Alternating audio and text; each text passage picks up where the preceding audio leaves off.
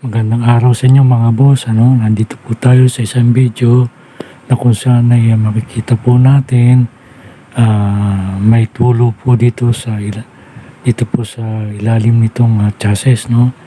Hindi po natin alam kung saan po ang nanggagaling ito. So atin pong titignan ito at susundan kung saan po galing ito. So dito po sa tubo nanggagaling ang langis papunta po rito sa kanyang oil cap, no, yung tinatawag nating cap tappet. So titignan po natin kung dito po nanggagaling ang langis kung saan tumutulo po. So meron po siya, no, makita natin, ayan po basa. So dito po nanggagaling ang pagtagas nitong ating langis. So susundan po natin yan. Ayan po, meron po langis tumawid po dyan sa tubo hanggang dyan po sa dulo, no. Ayan po, napakalakas po ng kanyang langis, no, sa pagtulo. Kaya po napansin natin dito sa lapag meron pong tulo ng langis. So ating pong papalitan ng ating o-ring dito sa cap. So mga boss, ito nga po yung ating tinatawag na cap tappet, nandyan po yung o-ring kung saan po dyan po nakalagay yung o-ring niya, no, dyan sa gilid. So ating pong tatanggalin ito at ating pong papalitan.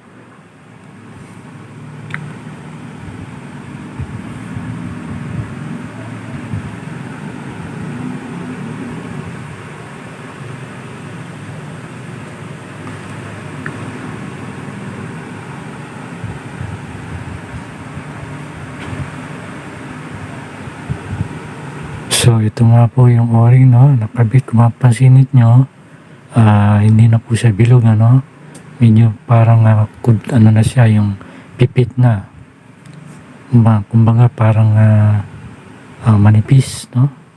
So wala na yung pinaka bilog niya tulad nitong bago na ating bubuksan, no. Ito, tingnan niyo po yung pagkakaiba. So nasa bandang kaliwa po yung bago, ito po bandang kanan yung luma, no. So pipit na po yung isa pong bago talagang bilog pa.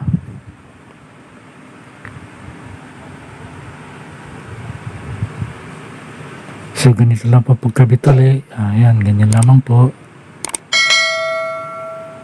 Ipasok po natin maigi para po pagpasok natin doon sa makina mamaya, itong cap natin ay hindi po siya maipit. So kailangan ay nakapasok po talaga sa kanal para po safe siya. So atin po ikabit na.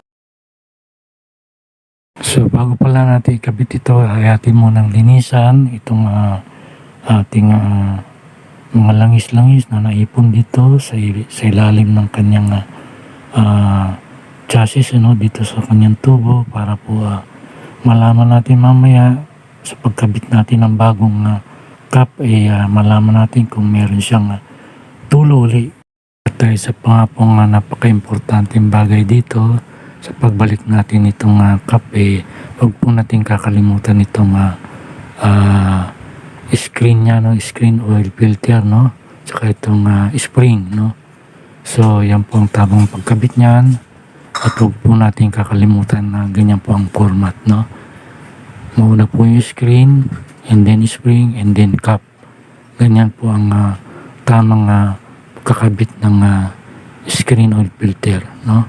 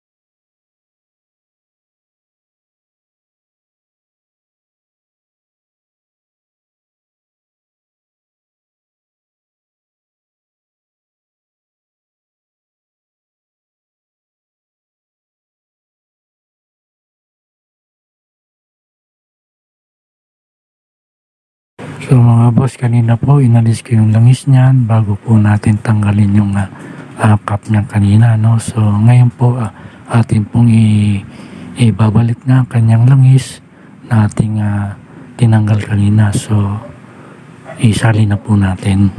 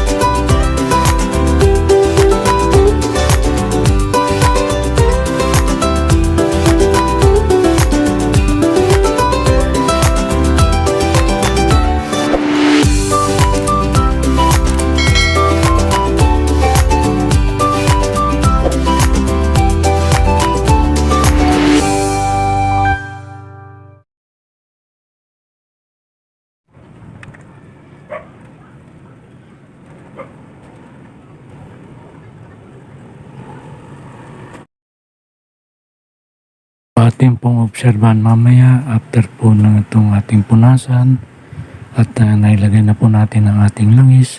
So obserbahan po natin ng mga isang oras, balikan po natin ito.